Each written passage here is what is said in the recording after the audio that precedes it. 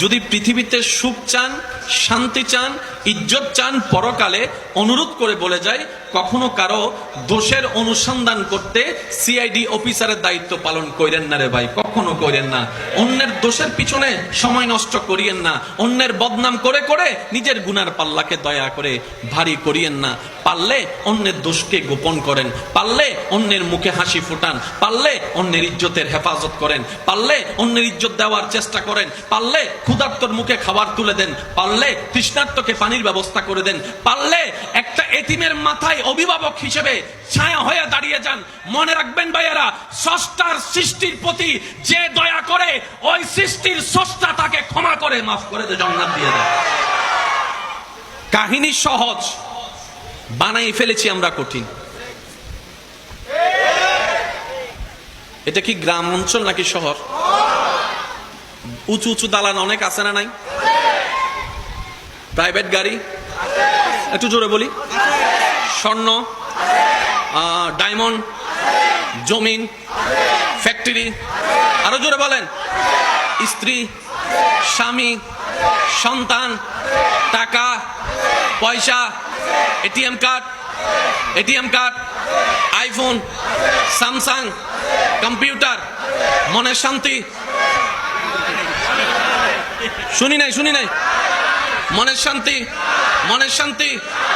শান্তি। তাহলে যেই সম্পদ আপনার মনে শান্তি দিতে পারে নাই, নিজেকে একবার প্রশ্ন করেন। আমার যখন ছিল না তখন ভেবেছিলাম গাড়ি হলে হয়তো শান্তিতে থাকবো, বাড়ি হলে হয়তো শান্তিতে থাকবো, রুমের এসি থাকলে হয়তো ঘুমটা সুন্দর হবে, পাইলাম না কেন? মনে রাখবেন ভাইয়েরা, শান্তিটা দিলের সাথে সম্পর্ক, শান্তিটা ব্রেনের সাথে সম্পর্ক। আর এই দিল এবং ব্রেন যে ব্যক্তি কন্ট্রোল করে, রবের নামের সাথে, রবের প্রেমের সাথে সংযুক্ত করে দিতে পারে। রব্বুল আলামিন কুরআনুল কারীমের মধ্যে বলে, হুয়াল্লাযী আনজালাস সাকিনাতা ফি কুলুবিল মুমিনিন। বান্দারে, শান্তি তুই কোথাও খুঁজে পাবি না। কক্সবাজার যাবি, 2 দিনের পর 3 দিন আর ভালো লাগবে না।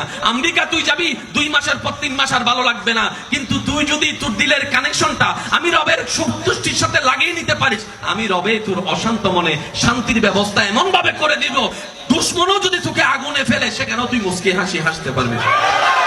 সব আছে শান্তি, বলেন না, সব আছে শান্তি। কিন্তু পাগলদেরকে দেখা যায় না ঘর আছে, না বাড়ি আছে, না গাড়ি আছে, দিব্যি হাসি খুশির জীবন আছে, বলেন না? আচ্ছা, কেউ যদি সুখে থাকে সেটা তার চেহারায় হাসিতে বোঝা যাবে কি যাবে না আপনারা বলেন? বেশিরভাগ মানুষের হাসিকে যদি আপনি পোস্টমর্টেম দিয়ে একটু পরীক্ষা করে দেখেন, দেখবেন যে প্রত্যেকটা হাসির মধ্যে কোনো না কোনো ভাবে ফরমালিন আছে। কথা বলেন ঠিক কিনা? আমার অনেক মা বোনেরা দেখবেন হাজার কষ্ট সহ্য করতে না পেরে বাথরুমে গিয়ে কান্না করে, বালিশের মধ্যে কান্না করে, কিন্তু আত্মীয় স্বজন আসলে হাসি মুখটা দেখায়। এটা কি মনের হাসি ছিল নাকি অভিনয়?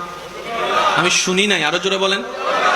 আপনি হাসিটাকে কখনো আপনি রিয়েল বানাতে পারবেন না যদি আপনার দিল থেকে না আসে। কিন্তু বড় চমৎকার বিষয় কি জানেন? সবচেয়ে সুন্দর হাসি হচ্ছে পাগলের হাসি। আমি শুনি নাই, আরো জোরে বলেন। রিচার্জ করে দেখেন, পাগলের হাসি যে দেখেছে সে দেখে বলতে বাধ্য হয়েছে এই হাসিটা তার দিলের থেকে এসেছে, তার অন্তর থেকে এসেছে। কোটিপতিও সে হাসি পায় না, পাগলরা যে হাসি পায়। আফটার অল হিসাব করলে দেখা যায় সুস্থ মানুষের চাইতেও বেশি সুখে আছে। আমি শুনি না, আরো জোরে বলেন। পাগল কখনো স্ট্রোক করতে শুনেছেন? আমি শুনিনি। পাগল কখনো সুইসাইড করতে শুনেছেন? আমি শুনিনি। পাগল কখনো ক্ষুধার অভাবে, খাবার অভাবে মারা গিয়েছে শুনেছেন? কেন জানেন? পাগলদের পৃথিবীতে কেউ থাকে না।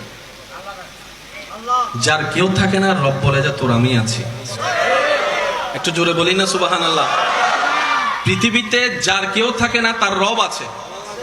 সেজন্য আমি প্রায় সময় বলি, শ্রদ্ধা এবং ভালোবাসা নিয়ে জীবন চলার পথে কখনো যদি দেখেন আপনার আপনদেরকে আপনি পাশে পাচ্ছেন না, আপনরাই হাত ছেড়ে দিয়েছে, চেনা মানুষে চুকুল দিয়ে নিয়েছে, মন ছোট করার দরকার নেই। আপনি বুঝে নিবেন আপনার রব আপনাকে নিজেই সরাসরি সাহায্য করতে চাচ্ছে বলেই মানুষগুলাকে আপনার থেকে দূরে সরিয়ে দিচ্ছে। সুবহান। রবের বান্দা কখনো একা হয় না। রবের বান্দা কখনো একা। ভয় লাগে একা থাকলে, ভয় লাগে একা থাকলে।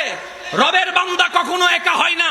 ইমাম গাজ্জালি কত সুন্দর বলেছেন, পৃথিবীর মানুষ বাঘকে ভয় পায়, পৃথিবীর মানুষ সিংহকে ভয় পায়, পৃথিবীর মানুষ জগতের মানুষ তোমরা যতক্ষণ তোমাদের দিলে রবের ভয়কে জায়গা দিবে না, পৃথিবী তোমাদেরকে ভয় দেখাবে। কিন্তু যেই দিনে রবের ভয় তুমি অন্তরে জায়গা দিবা, সৃষ্টি জগৎ তোমাকে ভয় পাওয়া শুরু করবে। সুবহান। আমরা একটা ইনজেকশন দেখলে 2 বার লাফ মারি। ভাইয়া, এই যে ভাইয়া, আচ্ছা আচ্ছা, ছোটবেলায় অনেকে প্যারাক ফুটছে, কিন্তু এটিএস মারার ভয়ে মা বাপকে বলে না যে এরকম অনেক বুদ্ধিজীবী এখানে আওয়াজই বেসুড হইল, হ্যাঁ বোম মারি দিন রে বাজি, আরো জোর হম পরিব আছে না নাই? ছোট্ট প্যারাক ফুটেছে, কিন্তু এটিএস মারার ভয়ে বলে নাই যে এমন অনেক মানুষ এখানে আছে। আর সাহাবায়ে কেরাম যুদ্ধের ময়দানে তলোয়ারের নিচে গলা দিয়ে দিয়েছেন, বিন্দু পরিমাণ ভয় নাই। ব্যাপার কি? দিলটা যখন রবের রাজত্ব হয়ে যায়, এই দিলকে ভোগ করার, ভেঙ্গে দেওয়ার ক্ষমতা সৃষ্টির আর থাকে না। আর সেজন্য তারা সেকা খাওয়ারও কোনো সুযোগ নাই, বেকা হওয়ারও কোনো সুযোগ নেই। একটু জোরে বলেন না। এই পৃথিবীতে যারাই সেকা খেয়ে বেকা হইছে, সুস্থ থেকে অসুস্থ হয়ে নেশার জগতে গিয়েছে, সবার নাম লিস্টি করেন। রবের সাথে বান্দা হিসেবে সম্পর্ক নাই, উম্মত হিসেবে নবীর সাথে সম্পর্ক রাখতে জানে নাই বলে শয়তানের ল্যাং মারার সুযোগ পেয়েছে।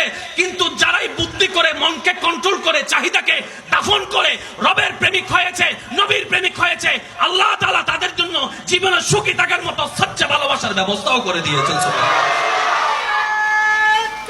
আল্লাহু আকবার।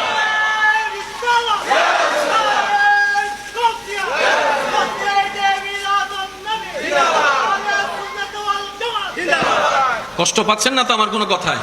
কেন জানেন? বাঁচবো আর কয়দিন? অর্ধেক হায়াত তো শেষ। একটু জোরে বলেন না, অর্ধেক হায়াত বাকি আছে। জোরে বলি, বাকি আছে। এই অল্পটাকেও যদি কাজে লাগাতে না পারি,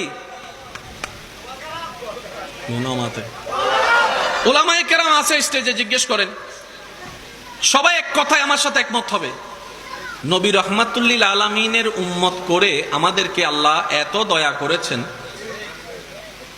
সর্বদিকে আমাদের রহমতের ভান্ডারকে রব্বুল আলামিন উন্মুক্ত করে দিয়েছেন। জিব্রাইল পর্যন্ত যে জায়গায় যেতে পারে না, আলেমদের সমীপে প্রশ্ন রাখেন, উত্তর দিবে আলেমরা। জিব্রাইল পর্যন্ত যে জায়গায় যেতে পারে না, নবী রাহমাতুল্লিল আলামিনের উম্মত হওয়ার কারণে আল্লাহ তাআলা আপনাকে আমাকে নামাজের মতো ইবাদত দিয়ে সেই নামাজে এমন একটা সিজদার ব্যবস্থা করে দিয়েছেন, আপনি কপালটা রাখলেন জমিনে, তাসবিহ পড়লেন সুবহান রাব্বিয়াল আলা, শোনা যাচ্ছে উপরে লা মাকানে। আপনি এখানে মনে ব্যথা পেয়েছেন, ওখানে উপরে খবর হয়ে গেছে আমার বান্দা ব্যথা পাইছে। সুবহানাল্লাহ, একটু জোরে বলি। আমাদের মতো ভাগ্যবান সৃষ্টি জগতে আর কেউ, জোরে বলেন না কেন? উম্মতে মুহাম্মদী হাসলে হয়ে যায় সদকায়ে জারিয়ার সওয়াব। না সুবহানাল্লাহ ঘরে যায় বলেন, এখানে বলেন না। না না না না, ঘরে যায় এখন না। দেখি আর একটু আস্তে করে বলেন তো সুবহানাল্লাহ। উম্মতে মুহাম্মদী ভাই ভাইয়ের সাথে হেসে কথা বললে সদকায়ে জারিয়ার সওয়াব, মন ভেঙ্গে সিজদায় পড়ে চোখের পানি ফেলে কান্না করলে রব করে দেয় গুনাহ মাফ। হাসলো বেনিফিট, কানলো বেনিফিট। এত সুযোগ রব্বুল আলামিন আমাদেরকে যা দিয়েছেন, এইরকম সুযোগ অন্য কাউকে। এরপরেও যদি জান্নাত আমরা না পাই, এর চাইতে বড় দুঃখ, দুর্ভাগ্য আর কিচ্ছু হতে পারে। সেজন্য আমি অনুরোধ করব আমার ভাইয়েরা, যদি আমার বোনেরা শুনে থাকেন, শ্রদ্ধার সাথে বলবো, ভালোবাসার সাথে বলবো, প্রত্যেকটা শব্দ নোট করার চেষ্টা করবেন, জীবনের সাথে মিলানোর চেষ্টা করবেন। মিললে নিবেন, না মিললে নেওয়ার কোনো দরকার, কারণ ইসলাম জোরাজুরি পছন্দ করে না। কি বলেন আপনারা? আপনাদের এলাকার ইমাম সাহেবের কাছে যদি কাউকে ইসলাম ধর্ম গ্রহণ করার জন্য কেউ আনে, দেখবেন ওই আলেম, ওই হুজুর সর্বপ্রথম সেই ব্যক্তিকে একটা প্রশ্ন করবে, ভাই আপনি কি নিজের ইচ্ছায় এসেছেন নাকি আপনাকে জোর করা হয়েছে? যদি সেই ব্যক্তি বলে হুজুর আমি আসি নাই, আমাকে মারার ভয় দেখিয়েছে, পিস্তলের ভয় দেখিয়েছে, আপনার এলাকার সেই সম্মানিত আলেম জীবনে কখনো ওনাকে কালিমা পড়াবে? কেন? হুজুর বলবেন ইসলাম ভালোবাসার সাথে স্বাগতম জানাই, আক্রমণ দিয়ে স্বাগতম জানানো পছন্দ করে।